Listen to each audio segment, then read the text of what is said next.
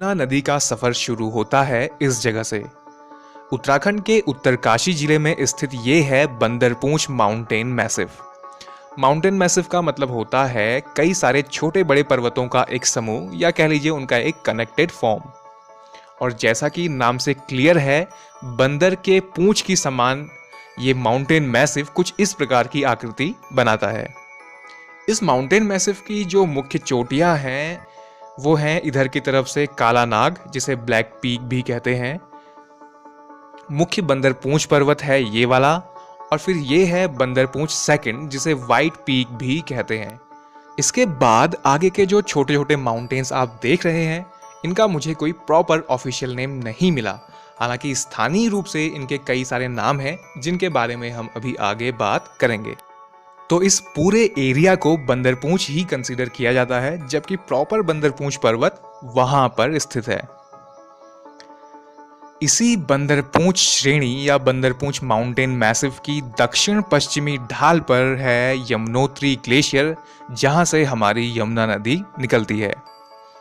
जिस पर्वत से यमुना नदी निकलती है, इस जगह का उल्लेख महाभारत के वन पर्व में और विराट पर्व में किया गया है। उनमें यमुना नदी का उद्गम स्थल कलिंद या कालिंदी पर्वत बताया गया है। मतलब जिस पर्वत से यमुना नदी निकल रही है उसका प्राचीन नाम कलिंद पर्वत है। इसी वजह से यमुना नदी का प्राचीन नाम भी कलिंदजा या कालिंदी नदी मिलता है। महाभारत के अलावा अथर्ववेद और ऋग्वेद में भी यमुना नदी का वर्णन किया गया है। यमुना नदी के बगल में जो पर्वत स्थित है, इसको स्थानीय रूप से जमुनोत्री के नाम से जाना जाता है, इसीलिए ये नदी घाटी जमुनोत्री घाटी भी कहलाती है।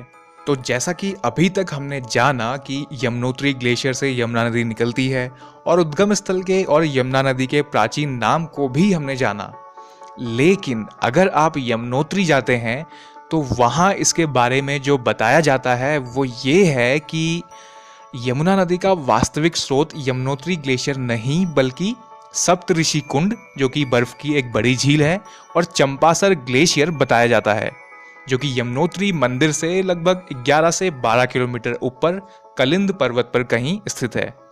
वहां पहुंचना बहुत मुश्किल है क्योंकि सघन जंगलों और दुर्गम स्थानों से होकर वहां का रास्ता गुजरता है, लेकिन कई लोग वहां गए भी हैं। फिर भी जो ऑफिशियल डेटा, ऑफिशियल फैक्ट बताया गया है वो यही है कि बंदरपूंछ श्रेणी के यमुनोत्री ग्लेशियर से यमुना नदी निकलती है। इसी को आपको याद रखना है, बाकी वो आपको सिर्फ पता होना चाहिए। यमुना नदी का प्राचीन नाम कलिंदजा या कालिंदी नदी है। कलिंद शब्द संबंधित है सूर्य से, और कलिंदी या कालिंदी का तात्पर्य है सूर्य की पुत्री। पुराणों के अनुसार ऐसी मान्यता है कि यमुना सूर्य की पुत्री हैं, इसीलिए उन्हें सूर्य तनया भी कहा जाता है, और सूर्यपुत्र यमराज की बहन होने के कारण इसका एक नाम यमी भी मिलता है।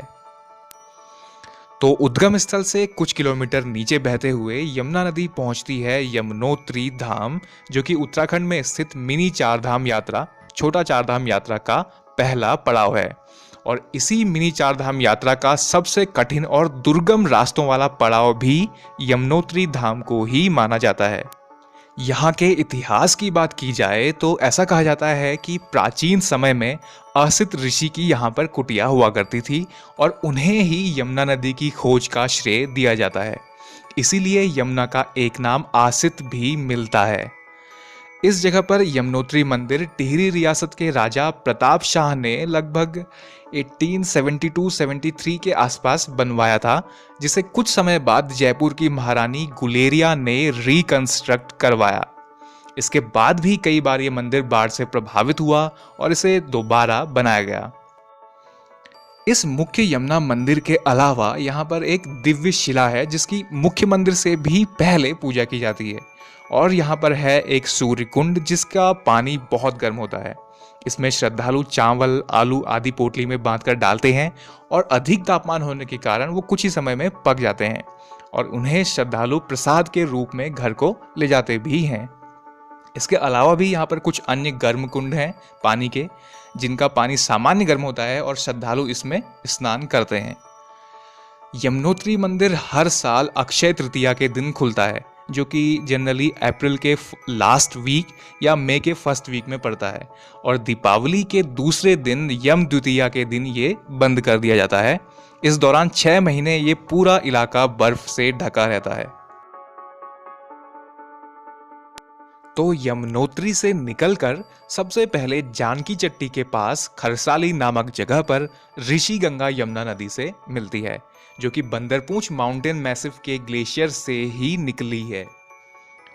यहां से आगे बंदरपूंछ ग्लेशियर से ही निकलने वाली एक और नदी हनुमान गंगा हनुमान चट्टी पर यमुना नदी से मिलती है। हनुमान चट्टी के बारे में मैंने आपको पहले भी बताया हुआ है अलकनंदा नदी वाली वीडियो में, तो ये वही दूसरा वाला हनुमान चट्टी है। इसके बाद यमुना नदी में कई सारी छोटी बड़ी नदियां मिलती हैं, लेकिन उनका सोर्स और एग्जैक्ट यमुना के साथ मीटिंग पॉइंट की इंफॉर्मेशन अवेलेबल नहीं है, इसलिए हम सिर्फ उनके नाम को यहाँ पर इंक्लूड करते हुए चलते हैं। ये छोटी छोटी नदियां हैं कुंता, कृष्णागाड़, बनाड़गाड़, र्यूनसरगाड़, अमलारगाड़, नगाड़गाड़, कमलगाड़, खुतुनगाड़, बरनीगाड़, भद्रीगाड़, मुगरागाड़, गडोलीगाड़, पुजियारगाड़ आदि। तो इन सभी नदियों का जल खुद में समाहित कर यमुना नदी उत्तरकाशी जिले से निकलकर पहुंचती है देहरादून, और फिर देहरादून में एक प्रमुख नदी यमुना में आकर मिलती है। इसका नाम है टोंस नदी, और ये यमुना की उत्तराखंड में सबसे बड़ी ट्रिब्यूटरी है। टोंस नदी के सोर्स की बात की जाए तो टोंस नदी 2 नदियों से मिलकर बनी है, रूपिन और सूपिन। सूपिन नदी बंदरपूंछ माउंटेन मैसिव की उत्तरी ढाल के पास स्थित स्वर्गारोहिणी ग्लेशियर से निकलती है, जबकि रूपिन नदी उत्तराखंड से नहीं बल्कि हिमाचल प्रदेश के डोडरा-क्वार नामक स्थान से निकलती है, और ये दोनों नदियां उत्तरकाशी जिले में नेटवाड़ नामक स्थान पर मिलकर वहां से आगे टोंस नदी के नाम से जानी जाती हैं।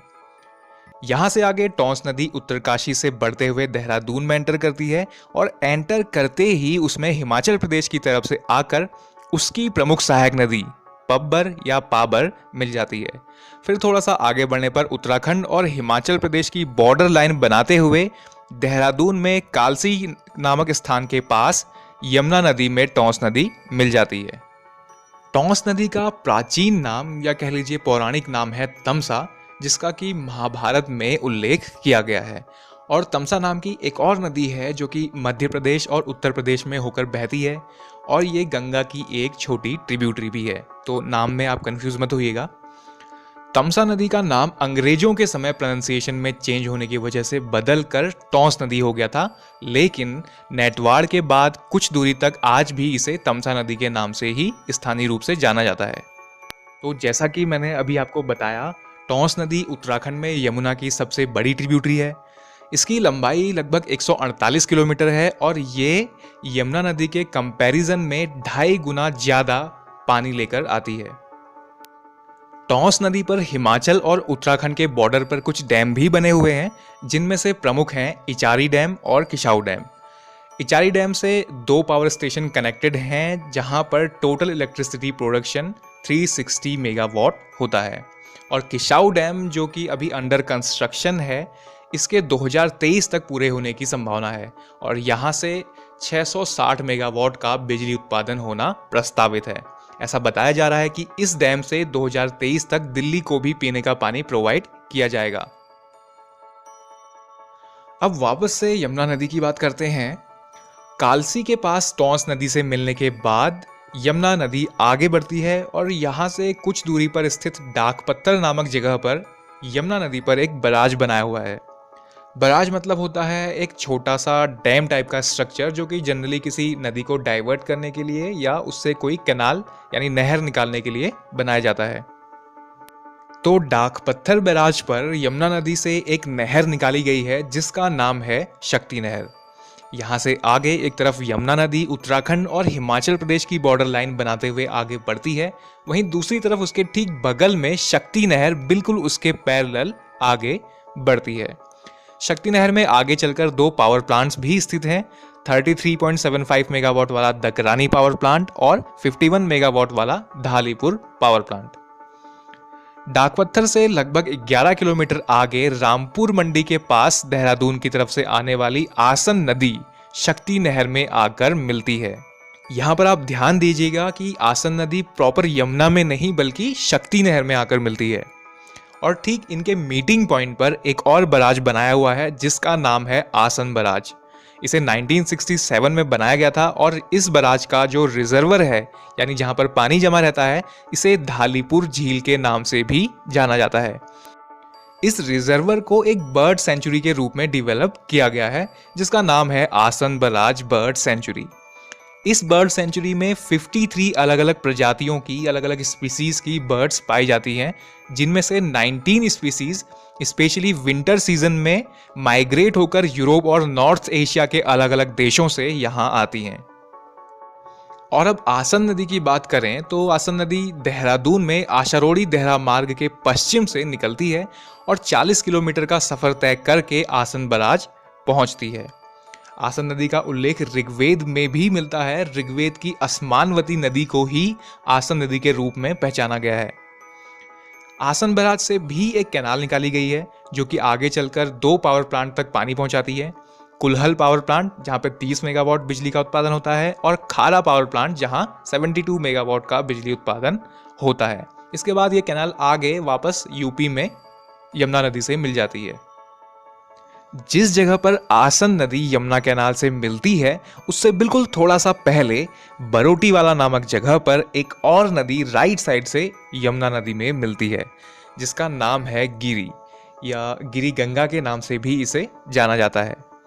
हिमाचल प्रदेश के खड़ा पत्थर नामक स्थान से निकलकर ये नदी सिरमौर जिले को ठीक 2 भागों में बांटती हुई हिमाचल प्रदेश और उत्तराखंड के बॉर्डर पर यमुना नदी से मिल जाती है। और यहाँ से आगे भी यमुना नदी हिमाचल प्रदेश और उत्तराखंड का बॉर्डर बनाती है। यहाँ पर एक इम्पॉर्टेंट फैक्ट ये है कि यमुना नदी हिमाचल प्रदेश के सिर्फ एक डिस्ट्रिक्ट को ही छूती है, सिरमौर डिस्ट्रिक्ट। तो आगे बढ़ने पर यमुना नदी के तट पर एक काफ़ी फेमस और महत्वपूर्ण शहर पांवटा साहिब पड़ता है जो कि उत्तराखंड और हिमाचल प्रदेश के बॉर्डर के बिल्कुल अंतिम छोर पर स्थित है। हालांकि ये हिमाचल प्रदेश के सिरमौर डिस्ट्रिक्ट में है, लेकिन जैसा कि आपने आजकल के क्वेश्चन का ट्रेंड देखा ही होगा, ऐसे क्वेश्चन पूछे जाते हैं कि फला फला प्रसिद्ध शहर किस नदी के तट पर स्थित है या इस नदी के तट पर निम्न में से कौन सा शहर बसा हुआ है। इसीलिए आपका पांवटा साहिब के बारे में जानना जरूरी है। पांवटा साहिब शहर प्रसिद्ध है गुरुद्वारा पांवटा साहिब के लिए। यह गुरुद्वारा यमुना नदी के तट पर उत्तराखंड के बॉर्डर से लगा हुआ है और ऐसी मान्यता है कि 10वें और अंतिम सिख गुरु गोविंद सिंह जब एक बार अपने घोड़े से यात्रा कर रहे थे तो इस जगह पर उनका घोड़ा आकर रुक गया और फिर उन्होंने इसी जगह पर रुकने का निश्चय किया और अपने जीवन के 4 साल उन्होंने यहीं पर बिताए। उन्होंने ही इस जगह पर गुरुद्वारे की स्थापना की और इसी गुरुद्वारे में उन्होंने दशम ग्रंथ की रचना भी की। उनके द्वारा प्रयोग किए हुए कलम और हथियार आज भी गुरुद्वारे के म्यूजियम में रखे हुए हैं, जिसे देखने के लिए देश और विदेश से भी श्रद्धालु आते हैं। तो पांवटा साहिब काफ़ी प्रसिद्ध गुरुद्वारा और काफ़ी प्रसिद्ध शहर भी है, इसीलिए मैंने आपको इसके बारे में बताया। यहाँ से आगे हिमाचल प्रदेश की तरफ से आने वाली एक और नदी यमुना से आकर मिलती है। इसे बाटा या बट्टा नदी के नाम से जाना जाता है और इसके मिलते ही यमुना नदी पूर्व की तरफ मुड़कर धालीपुर के पास से उत्तराखंड की सीमा से बाहर उत्तर प्रदेश की सीमा में चली जाती है। उद्गम स्थल से लेकर इस जगह तक यमुना नदी की लंबाई लगभग 136 किलोमीटर है, जो कि उत्तराखंड में बहने वाली सभी प्रमुख नदियों में सबसे कम है। तो ये हमारा हो गया पार्ट 1 कंप्लीट। यहाँ से आगे सेकंड पार्ट में हम जानेंगे कैसे यमुना नदी उत्तर प्रदेश और हरियाणा की सीमा बनाते हुए दिल्ली पहुँचती है और दिल्ली से मथुरा और फिर आगरा होते हुए कैसे इलाहाबाद में गंगा से मिल जाती है। साथ में हम जानेंगे यमुना की बाकी की ट्रिब्यूटरीज के बारे में भी, लेकिन वो सब होगा अगली वीडियो में। फिलहाल के लिए